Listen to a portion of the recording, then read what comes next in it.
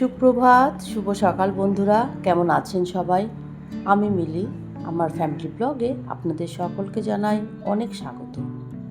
বেশ কয়েকদিন পর আপনাদের সামনে আবার একটা নতুন ভিডিও নিয়ে এলাম, তাও আবার আমার ছোট ছেলের জন্মদিন। আপনারা সবাই আশীর্বাদ করবেন, দোয়া করবেন যেন ও মানুষের মতন মানুষ হয়ে উঠতে পারে আর সুস্থ স্বাভাবিক জীবনযাপন করতে পারে। সকালে দেখতেই পাচ্ছেন ওর পছন্দ মতন লুচি আর আলুর দম করে দিয়েছি, ওটাই ও খেয়ে নিয়ে এখন আমরা বেরিয়ে পড়ব। বাড়িতে রান্নাবান্না বলতে তেমন কিছু করব না, কারণ আজকে রায়ানের সারা বছরের গিফট আনতে যাচ্ছি। গিফটই বটে বলেন, সারা বছরের জন্যই এটা ওর সঙ্গে থাকবে। আসলে আজকে রায়ানের বই দেবে, তাই স্কুলে যেতে হবে, তাড়াহুড়ো আছে। আর বিশেষ কিছু পদে পদে রান্না করলে না ও খেতে চায় না, তাই ভাবলাম ও যেটা খেতে পছন্দ করে সেটাই ওকে কিনে দেওয়া হবে। তাই আর রান্নার ঝামেলায় গেলাম না। এতটা রাস্তা স্কুলে যাব, বই নিয়ে কখন ফিরবো তার তো ঠিক নেই, তাই রান্না করলাম না। আর ও যেহেতু এত কিছু পছন্দ করে না, তাই সিম্পল কিছু কিনে নিয়ে যাব। সেটা কি আপনাদেরকে দেখাবো। এই দেখুন, এখানে স্কুলের বইগুলো দিচ্ছে, বই নেওয়া হয়ে গেছে, এবার বাড়িতে যাব। প্রচণ্ড রোদ পড়েছে জানেন, আর সেই পরিমাণে রোদের তাপ আর গরম। এখনই এই অবস্থা, এখনও তো পড়ে আছে সারা গরমটা। অর্ধেক রাস্তায় এসে ভাবলাম একটু আখের রস খাই। এই দেখুন, একটা ছায়ায় বসে আছে দুই ভাই, পিছনে না একটা মন্দির আছে। এখানে না ভীষণ বড় মেলা হয় জানেন, আপনাদের হয়তো আগে দেখিয়েওছিলাম।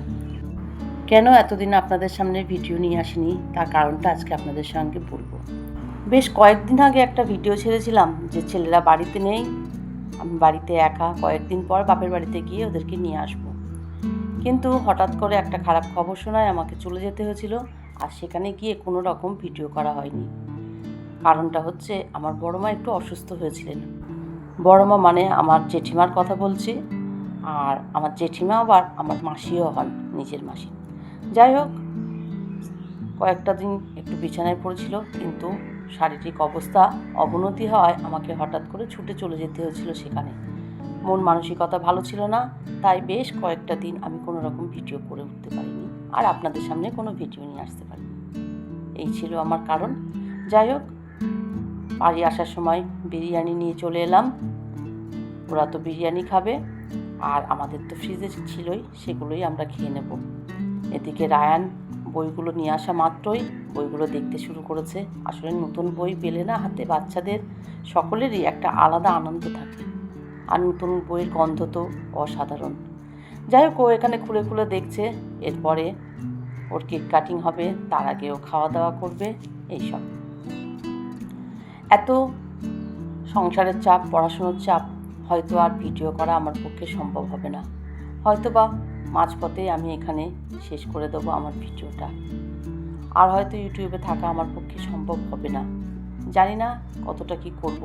যদি সব রকমভাবে ম্যানেজ করতে পারি তাহলে হয়তো আপনাদের সামনে নতুন নতুন ভিডিও নিয়ে আসবো, আর না হলে ইউটিউব থেকে বিদায় নেব। কারণ যখন কোনো কাজ করতে হয় তখন সেটাকে মন দিয়েই করতে হয়। এইভাবে কাজ করলে কোনোদিন সফলতা পাওয়া যায় না।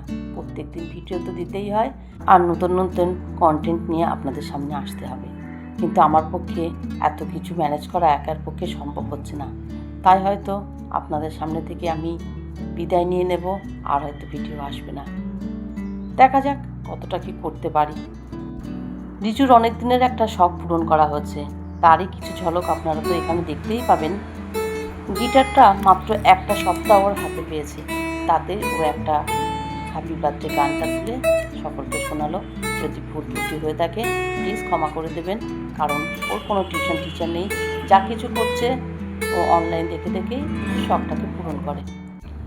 দুই ভাই এখানে কেকটা কাটবে, ওরা খাবে, আর অন্য কাউকে কিছু বলা হয়নি, কারণ নিজেরাই কেকটা কেটে খেয়ে নেওয়া হবে।